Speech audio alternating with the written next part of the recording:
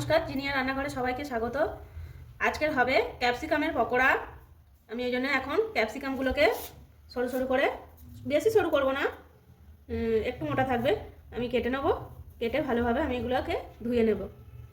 আমি ক্যাপসিকামগুলো ছোটো ছোটো ক্যাপসিকাম ছিল, আমি একটা ক্যাপসিকাম 4 ভাগে ভাগ করে নিয়েছি, এইভাবে কেটে নিয়েছি। আর যেরকম চপের পুর বানানো হয় ওই রকম একটা পুর বানাবো, তার জন্য এখানে আমি আগে থেকে আলু সেদ্ধ করে রেখেছি। আর সিম্পলভাবেই করবো এটা। এখানে কাঁচা লঙ্কা কুচি, পেঁয়াজ কুচি আর টমেটো কুচি দিয়ে, আর পরিমাণ মতো হলুদ গুঁড়ো, লঙ্কার গুঁড়ো, নুন দিয়ে আমি একটা পুর মতো বানিয়ে দেব। তেল আমার গরম হয়ে গেছে, এরপরে আমি পেঁয়াজগুলো এর মধ্যে দিয়ে দেব। এবার এর মধ্যে আমি দিয়ে দিচ্ছি টমেটো, একটা গোটা টমেটো নিয়েছি আমি এখানে। এটাকে ভালো করে কষিয়ে নেবো পেঁয়াজের সঙ্গে। দিয়ে দিচ্ছি আমি একদম সামান্য পরিমাণে হলুদ গুঁড়ো, দিয়ে দিচ্ছি স্বাদ মতো নুন।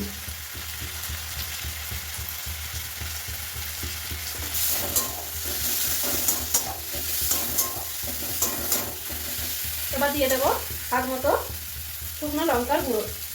যে যেমন ঝাল খাবেন তেমন পরিমাণে লঙ্কার গুঁড়োটা দেবেন। আমার পেঁয়াজ কষানো হয়ে গেছে, এরপরে যে আলুটা আমি সেদ্ধ করে রেখেছিলাম সেটা এর মধ্যে দিয়ে ভালোভাবে আমি ম্যাশ করে নেব।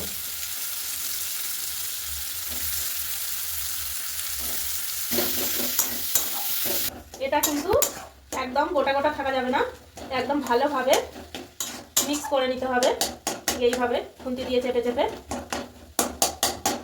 এবার আমি এর মধ্যে দিয়ে দিচ্ছি কাঁচা লঙ্কা কুচি, দিয়ে কিন্তু আবারও নাড়তে থাকতে হবে যতক্ষণ পর্যন্ত না এটা ভালোভাবে একদম মিক্স না।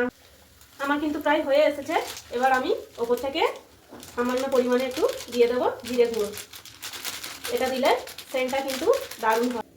দেখুন আমার পুর কিন্তু একদম রেডি, কতটা কালারফুল হয়েছে দেখুন। আমি এবার এটা নামিয়ে নেব। আমি ব্যাটারটা করার জন্য এখানে পরিমাণ মতো বেসন নিয়ে নিচ্ছি,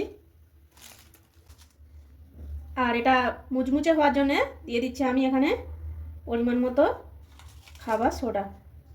মুচমুচে হওয়ার জন্য তো আমি খাবার সোডা দিয়েছি, আর আরও এটা বেশ একদম ঠান্ডা হয়ে যাওয়ার পরেও একদম টান টান থাকে, নেতিয়ে যায় না, তার জন্য আমি দিয়ে দিচ্ছি চালের গুঁড়ো। এটা দিয়ে একবার দেখবেন ঠান্ডা হয়ে যাওয়ার পরেও কিন্তু একদম একইভাবে থাকবে, যে নেতানো ভাবটা আসবে না। এবার দিয়ে দিচ্ছি স্বাদ মতো নুন, দিয়ে আমি এটাকে জল দিয়ে ভালো করে একটা ব্যাটার তৈরি করে কিছুক্ষণের জন্য রেখে দেব। বন্ধুরা, ব্যাটারটা কিন্তু এইভাবে ভালো করে হাত দিয়ে ফেটাতে থাকতে হবে, আর কিছুক্ষণের জন্য এটা রেখে দিতে হবে। যত একটু রেখে দিলেই বেশি কিন্তু ফুলবে ভালোভাবে, আর বেশি পাতলা করা যাবে না। ঠিক এইভাবে ব্যাটারটা করে রেখে দিতে হবে।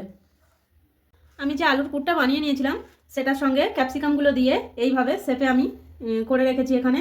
এটা কিন্তু গোল বা চ্যাপটা এরকম হবে না, এরকম ভেজিটেবিল চপের মতো এই শেপেই হবে, কারণ ক্যাপসিকামগুলো লম্বা লম্বাভাবে কাটা। একটা আলুতে দেখুন আমার এখানে কিন্তু 12টার মতো হয়েছে। কড়াই আমি বসিয়ে দিয়েছি, আমি কিন্তু এটা সাদা তেলেই ভাজবো। আমি এখন তেল দিয়ে দিচ্ছি, একটু বেশি পরিমাণেই তেল দিতে হবে। তেল আমার গরম হয়ে গেছে, এবার আমি একটা একটা করে যে বেসনের ব্যাটারটা করে রেখেছি ভালোভাবে ভেজে নেব।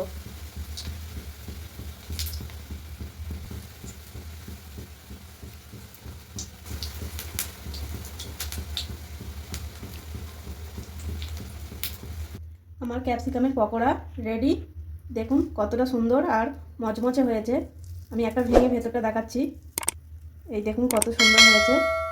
যদি এই রেসিপিটা আপনাদের ভালো লেগে থাকে, জিনিয়া রান্নাঘর চ্যানেলটিকে লাইক করবেন, সাবস্ক্রাইব করবেন, আর প্রচুর প্রচুর শেয়ার করবেন ভিডিওটা, আমাদের একটু পাশে থাকবেন।